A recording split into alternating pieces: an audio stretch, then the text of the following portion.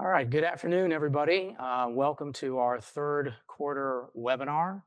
As always, I have my team member, Anna Muckenfoos, here with me, who's going to help me through any technical details. Also with us, but not presenting, is our comrade from the National Highway Traffic Safety Administration, Rio Nelson, who's a highway safety specialist with the Enforcement and Justice Services Division.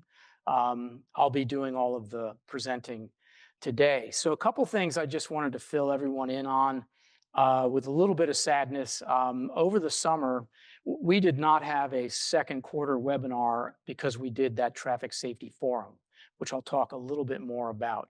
But over the summer, we lost a colleague, Hannah, whom I think you all may have known, Hannah Shula, who worked here for a number of years and was part of the Officer Safety and Wellness team. She probably communicated through emails with a lot of you, sending out information, sending out our OSW newsletter. So that was very sad for us to lose Hannah. She's a tremendous team member.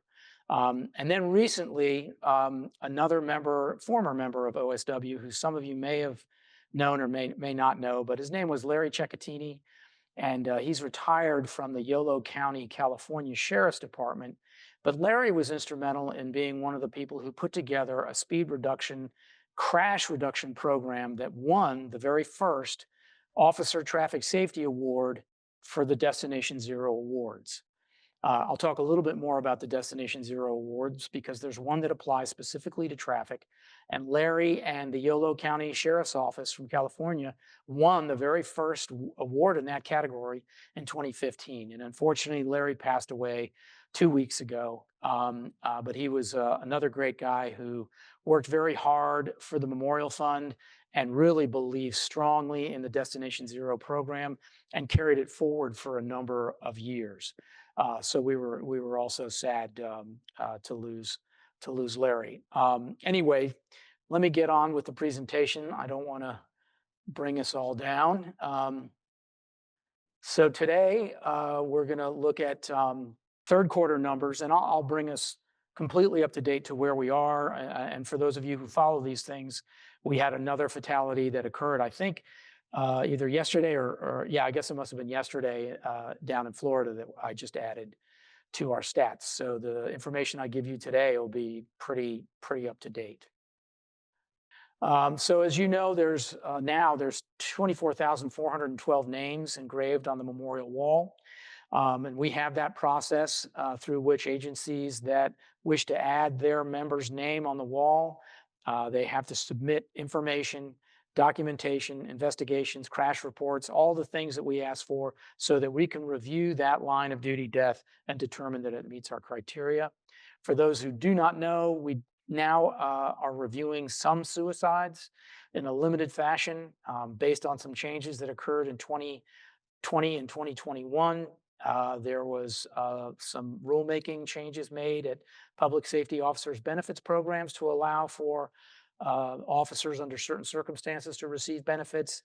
And that then had us look at our criteria and develop a criteria for examining and accepting in very narrow scope some cases where officers decided to take their own lives.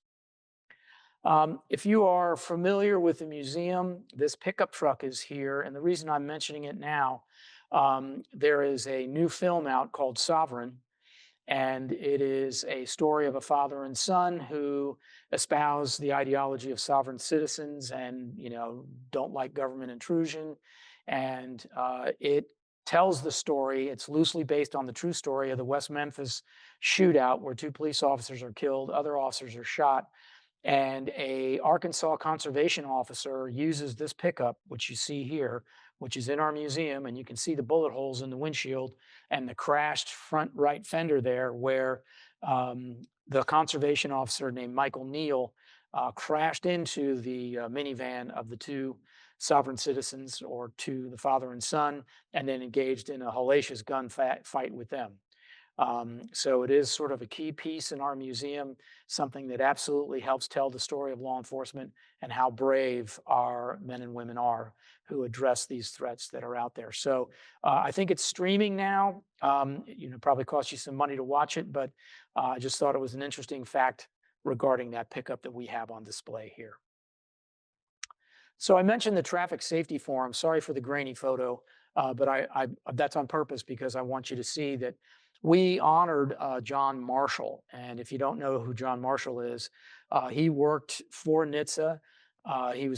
He was and is a tremendous friend and advocate for the National Law Enforcement Officers Memorial Fund. And in July, we decided to do another forum, and what we wanted to do in this forum was, instead of reciting all the facts the way we kind of always do and identify the problem, we sort of got to the point where we knew what the problem was. We wanted to hear from leaders about what they want to see done to make changes. But in this process, we did give an award to John Marshall, and it is called the John Marshall Award. So it's an annual eponymous award that we're going to give out in his honor in recognizing an advocate for traffic safety. Anybody who has a good idea as to who might be deserving of that, please send me an email. I'll put my email up at the end of this. But certainly John Marshall, who's been a tremendous friend to the Memorial Fund. And I know Troy, who's in the photo, who presented the award to John, was very proud, and John was proud to receive it from a trooper. And as John said, once a trooper, always a trooper. And he certainly was very proud of his, and is proud of his law enforcement service with the Virginia State Police. In that forum, we heard from a lot of leaders. We heard from members of NLRS, the National Law Enforcement Roadway Safety Program. Dave Flory was on a panel, Chief Flory, as well as Noel Marsh, who's an ambassador and retired chief and a professor at the University of Maine, who spoke quite candidly on issues. We had folks from Below 100 present. We had some new technology guys present pieces, AccuSensus, with this distracted driver detection system presented, as well as our friend Todd Lease, who is helping us learn about Penn Start, which you've heard me talk about. And you're going to hear more about Penn Start as that new training and testing center gets developed. And we also had a tremendous presentation from a detective from the Las Vegas Metropolitan Police Department who had to investigate the double fatality of 2 Nevada state troopers within the city limits of Las Vegas. And he took us through an incredible investigation into determining who that individual, that it was a hit and run, who that striking vehicle driver was, and also proving that he was really impaired. And no pun intended, but I mean, he really put the nails in the coffin for that case, and that guy is behind bars. All of it is available. We should have links to it. If not, send me an email and I'll get you a link to those presentations. It's quite lengthy, so we recorded a smaller recap between Matt Garcia, Troy Anderson, and myself, where we include highlights of what was covered and what speakers said during the forum. So that's not 4.5 hours, that's only about an hour. So I mentioned our Destination Zero Awards. These were held in September, just at the end of last month. These are annual awards that we have where not only do we give out the National Officer Safety and Wellness Awards, but we also give out the Officer of the Month Awards, which we do every month here. But for Destination Zero, this is a big program that continues to gather information and data on some of the best things that agencies are doing to keep their officers safe, to keep them fit, to keep them mentally fit and well as tactical safety and traffic safety. So there are 5 categories, and I'll show you who the winners were. I just used their patches this time, but Madison, Connecticut won comprehensive safety. Newport Beach won officer wellness. Independence, Ohio, I think they were a 2-time winner. They won comprehensive wellness. Smithfield, Virginia won for officer traffic safety. And then Morton Grove, Illinois won for general officer safety. And I'm not sure if they're up on our website yet, but you can go to our website and see the videos for each one of these programs. They're just 2 or 3 minutes that explain to the viewer what they're doing, what they're thinking, and what programs they instituted. And I guarantee you, they're just great ideas that will have you, if you're in law enforcement, be like, well, damn, why don't we do that? Or hey, maybe we should look at that. So DZ is on our webpage under our Officer Safety and Wellness tab. So also during that event, Below 100, we now partner with Below 100. And if you see in that photo, you see, let's see if you can see my mouse. This is John Wetzel, quite a famous man in traffic safety, chairman of the National Sheriff's Association's Traffic Safety Committee for a long time. Here's Chief Dave Flory. There's John Marshall, Noel Marsh, and a bunch of other folks who attended from local law enforcement agencies who attended our training that day. So we continue to have a partnership with Below 100 and assist them in going out to doing trainings. And if you're interested in getting a training done, you can reach out directly to them or reach out to us, and we'll get it to them and get it coordinated so we can get training, their valuable training out to those who would like it. We were just at IACP in Denver. I unfortunately was not. I actually kind of got ill in September and was not able to travel in mid-October. I'm, all back to good now. But so we had a booth at IACP, and I understand it was a very fruitful IACP with a lot of folks stopping by our booth. And of course, there we talk about our programs. We talk about Safe Leo, we talk about Destination Zero, and we talk about all of our safety initiatives with NHTSA. So there's a lot always going on here at the Memorial Fund and in our Officer Safety and Wellness program. All right, so let's get back into the numbers. And this is where we ended last year. It just kind of, I feel like it's been a little while since I've done this, and like to get everybody's sort of head together about what's what in terms of the statistics. And that's really one of the main things that I do here, is to try and keep track of numbers and then the circumstances within those numbers so we can explain to the field how those officers died. And then, of course, take that information and change it so we can prevent some of these things. So last year we ended up with 46 line of duty deaths that were traffic related. And there's an asterisk next to those because the official count from the Memorial Fund, because of the way we have to catch certain deaths, didn't count it as traffic, but I did, and I'll tell you why. One involved a vehicle that crashed into the water, but the officer didn't die from the crash, he drowned. But because it was a vehicle-related incident and the deputy actually did drown as a result of crashing into the water, I added it as a traffic-related because, that's something we need to know about. How did that crash occur? How did that deputy drive off the boat ramp? And then the other one was an older case involving a Chicago officer who was injured in a crash back in the 80s. And of course, the cause of death was listed differently than related to auto because he survived for a number of years. But the direct and proximal cause of his death was the result of him being in a crash all those years ago. And he had a traumatic brain injury and some other ailments that ultimately, I think, led to his death. But that's kind of some of the into the weeds a little bit, but I wanted you to know why the numbers may or may not match sometimes when you look at what I'm counting for traffic-related fatalities.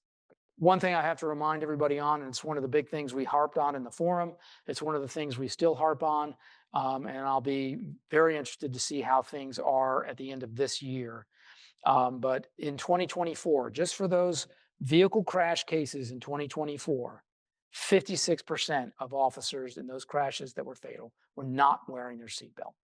This is something that has to change. It absolutely saves lives. I've said it 1,000 times. Everybody knows it, but we have a real problem. And I think it comes from the top down a lot of times where people don't set the example. Field training officers don't set the example. Other officers don't set the example. And officers are just hyper aware of being trapped in their vehicle in a shooting and not thinking about the likelihood of being in a crash versus the likelihood of you having to be in that position.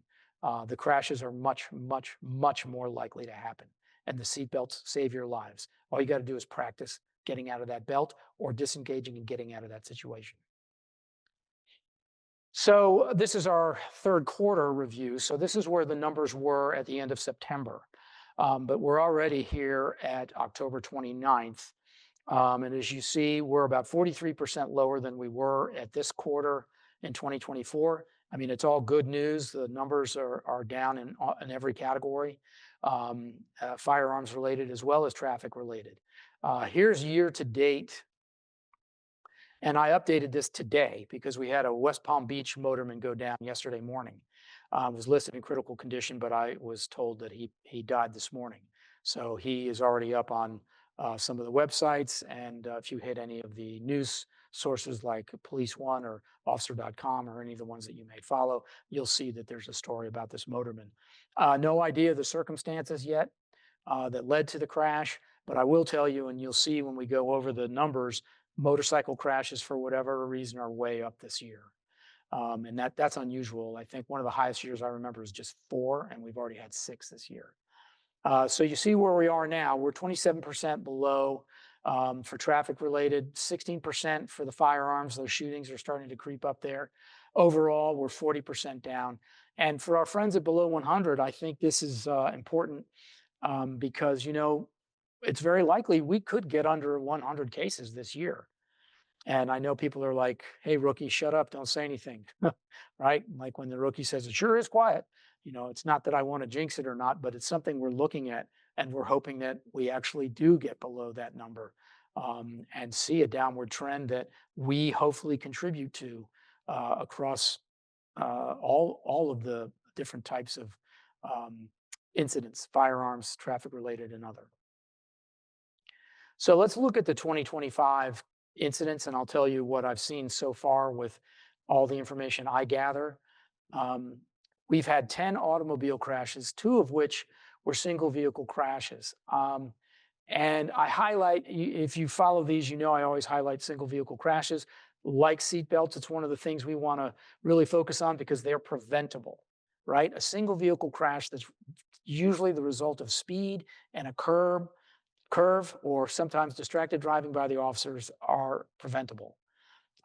There's an asterisk next to this single vehicle crash category because a deputy returning home in Mississippi ran into some horses and turned into a fatal crash. He was in his marked unit, end of his shift, going home. If you're in a marked car headed home, we consider that coming and going, and you're still recognizable as a law enforcement source. You're still a deterrent, all those things. And on a dark road, some horses had gotten out from a farm, and this officer crashed into, I believe, 2 of the horses, and that ended up being a fatal crash. And again, so that's a little unusual to count as a single vehicle crash. It's, really a collision with an animal. But to have 1 single vehicle crash um, so far this year is good news. Normally by now, and I did a little analysis for our friends at below 100, the average by this point in our year in Q3 and through part of into Q4, we usually have 4 or 5 single vehicle fatalities of deputies, officers, troopers, whoever rushing to scenes and losing control of their car. This year, we've only had 1, and I'll talk a little bit more about that as we go on. 12 struck by crashes, that's really where we need to focus our efforts. I'm not saying the automobile crashes and the single vehicle crashes aren't important. They are. Some of these automobile crashes are not the result of an officer's fault. There's very little they can do. Others are. But the struck by crashes, as you know, and you'll hear me say, a large number of them occur on crash scenes that are already existing. We just had one in California of Officer Craven, who was struck and killed when she stopped to help at a crash scene. And then we'll get into it a little bit more, but the struck by crashes, those numbers are up. So in the fatal automobile crashes so far in 2025, 5 of the crashes occurred while officers were on patrol. And I will tell you that 3 of those crashes involved officers hitting other stopped vehicles. 2 involved rear-ending semis, and 1 involved a sort of sideswipe crash, and it looked like, again, the officer actually ran into the back or side of this stake-bodied truck. So without having a whole lot of information, seems like there might have been some distraction there when these 3 rear-end essential crashes occurred. 2 of the crashes involved officers who were involved in a pursuit. 1 was responding to a call. 1 was assisting a motorist when they were in their car when the crash occurred. So that vehicle that struck this officer, while he was pulled over the side of the road, but in his cruiser, will go down as a violation, slow down and move over.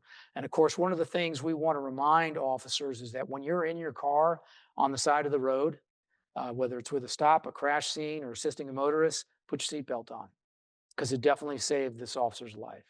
And then one was on his way home. He was returning to work when he had that crash. And I think that's the one that I mentioned with the horses. So there's still, I think, a study going on with Melanie Stefanik, or Melanie Fowler, excuse me, who is doing the seatbelt study. If you send an email to mstefani@mix.westvirginiauniversity, wvu.edu, she's interested if any officers wanted to participate in a survey. It takes about 20 minutes. It's completely anonymous, but it's about why you do or why you don't wear your seatbelt. What are your reasonings, and what do you do tactically if you're not wearing your seatbelt?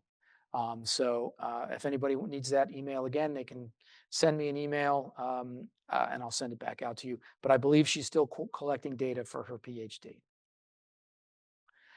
So again, struck by crashes, this was a real concern. There are 12 of them, but for the main focus, we had 3 who were killed on the scene of a crash. 2 were involved in the deployment of tire deflation devices. That's something else we focused on. And 3 were directing and diverting traffic. One of those was an intentional murder of that deputy by a man who had just been released. I think it happened in Ohio. He saw a law enforcement officer and just decided to run him over because he was mad at the cops.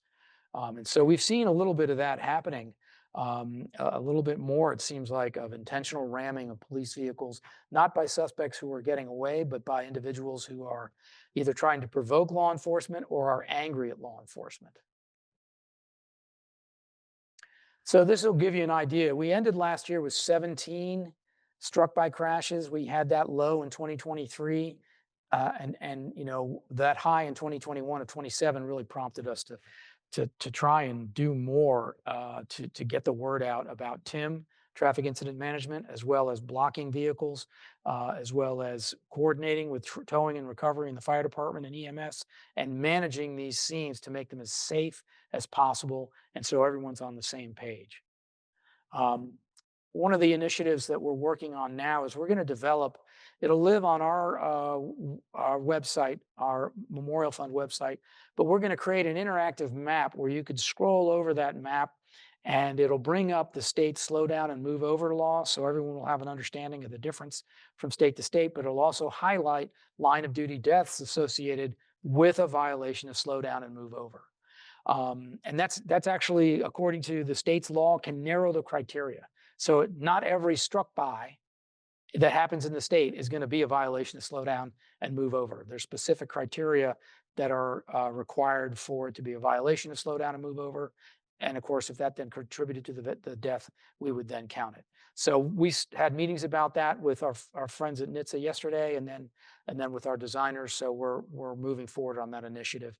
And I think we want to even add more details in there. So when someone scrolls over a state, they'll not just get the law and the names, but they can see some imagery that just shows how common this is with crushed trooper cars, crushed sheriff deputy cars, et cetera, with people not paying attention or impaired, slamming in to the back of the car that has all its lights on. It's almost inexplicable, but it happens every day.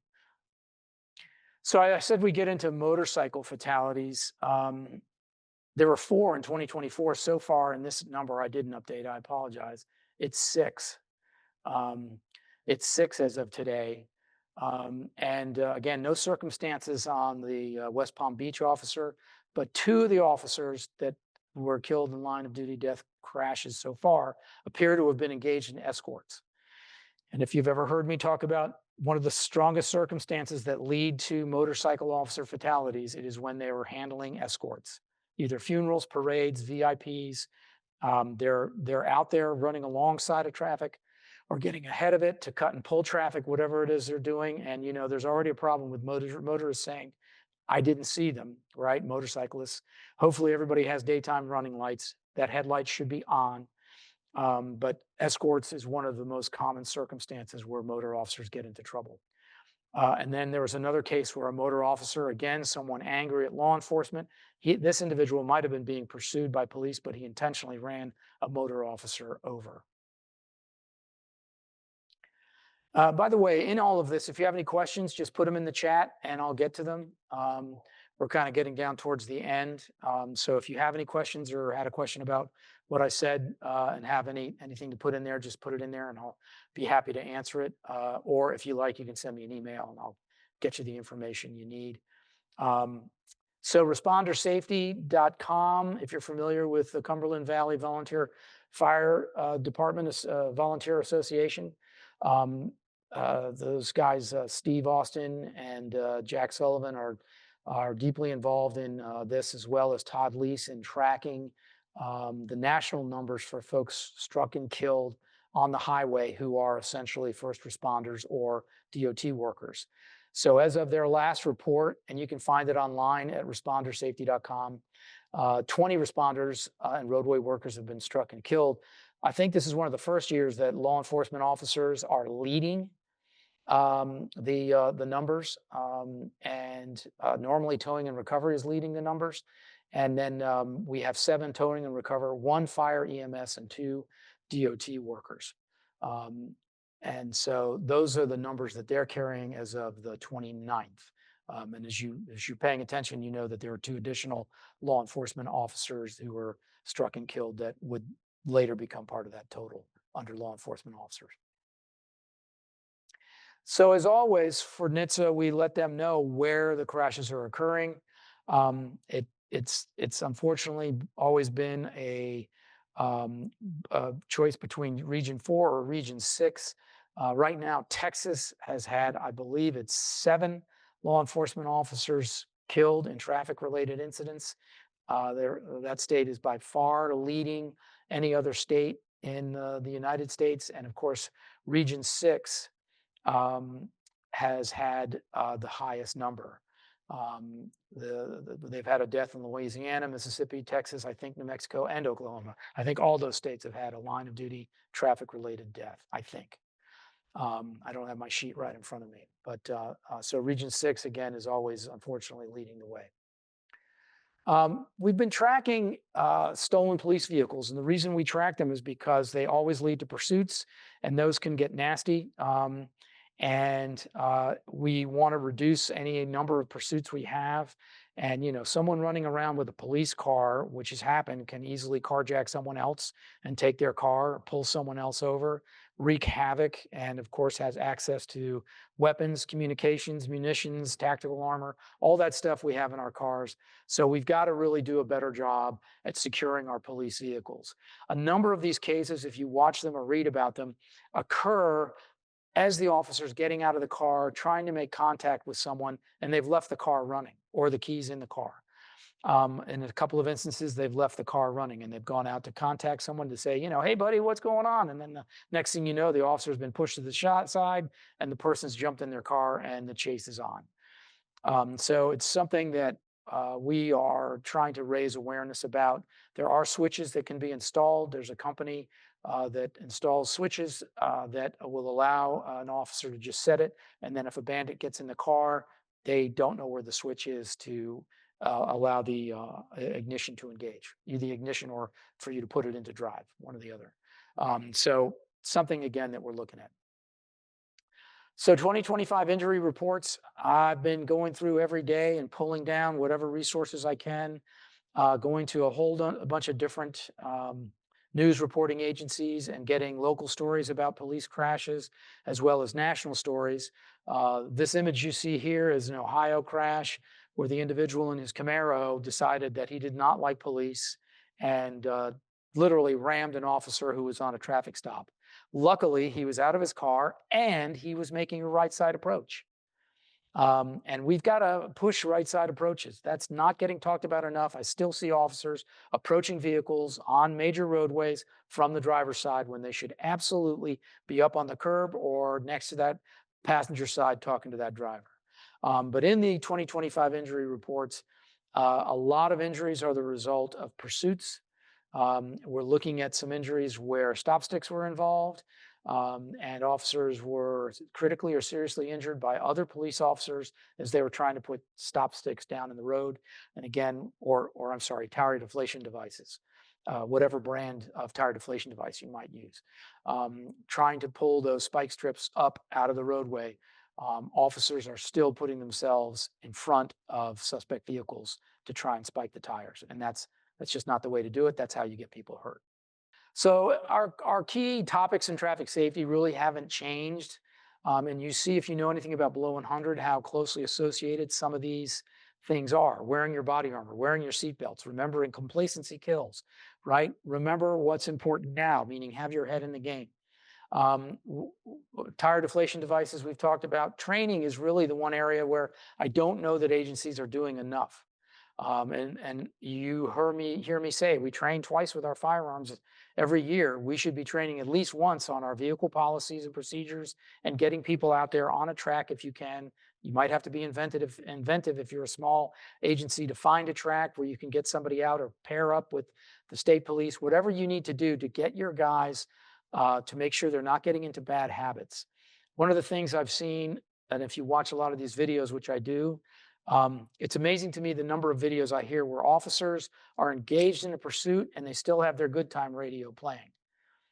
I don't, if as if there isn't enough distractions in a patrol car with an MDC and a radio and you having to focus on your driving and all this other stuff, to have music blaring in the background while you're also talking to the dispatcher, I've seen it more than once and it was kind of strange to me. Anyway, so that's me. That's my email. Send me any thoughts, concerns you have. We'll do our fourth quarter annual wrap up, which will cover all the data. And I will have more information about seatbelts at that point, what 2025 looked like in terms of seatbelts, what 2025 looked like in terms of the overall circumstances for crashes, struck bys, things like that, and any other data that I come up with from this big search I'm doing on this new spreadsheet I've created for injuries. I want to thank everybody for their time. Um, Questions? No, we're good. Okay, must be a straightforward presentation, right? All right, thanks everybody for your time. I appreciate it. And again, any other things you want to ask, just go ahead and shoot me an email. Take care.